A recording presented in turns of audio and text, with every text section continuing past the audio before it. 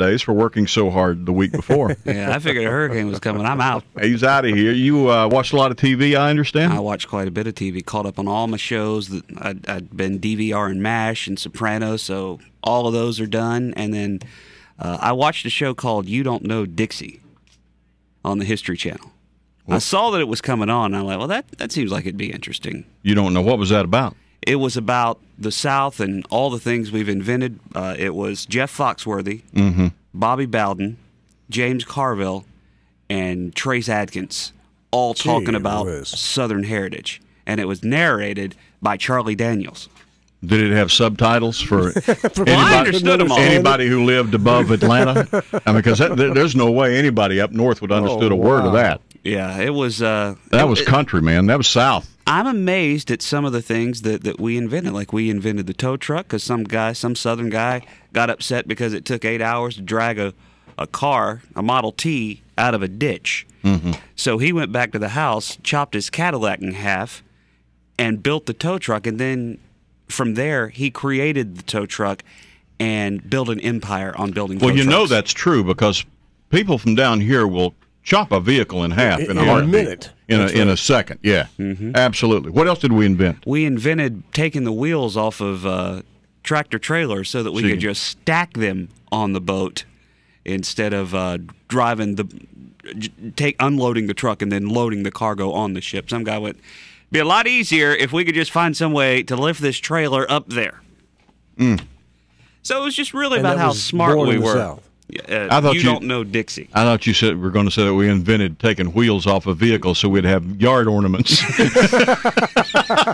You don't know, and it's going. I guess will be repeated, right? Oh yeah, I think it's going to be on the History Channel all this month. And I don't know if this is a series moving forward or if it was a one-time 2-hour special. Well, we didn't invent that much stuff. Right. Well, apparently we did. We invented noodling. They had hand fishing on there. Hillbilly hand fishing, yeah. Because we got two guys from Charleston They were on the 10 o'clock last night. Did you see it? I didn't see it, but I read about it in the paper. Part of it. Did you really? Yeah. There was a couple of chefs or cooks or something from downtown, they're a little wasn't it? sassy. Yeah, that's what I heard, yeah. I was shocked to see that they would be out there with those rednecks. Well, no, that's who they look for. One of them is a makeup artist. They look for people who have absolutely no chance in hell that they ever went out in the yard for anything. And they take them to Missouri or Arkansas somewhere, and they put them in a lake and tell them to reach around under rocks and grab stuff. And grab that fish. Yeah.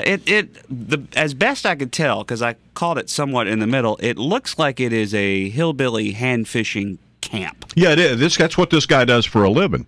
You can go online. You how to hillbilly hand fish. Yeah, well, it's like they give you a couple hours of instruction.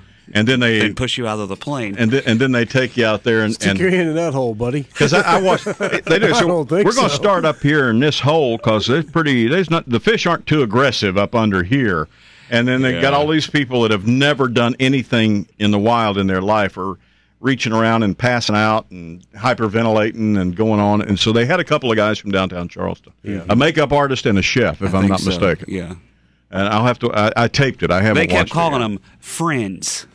That's what they did. They catch anything? Charleston Friends. Did they catch anything? Yeah, I think they ended up catching a fish, but they would do it all in a circle. Like they would they'd all hold hands, right, and surround a fish, and then they would they would get it close to the shore, and then try to wrestle that thing until somebody could stick their hand up in the hole. Yeah, and then reach in there and pull it out of there.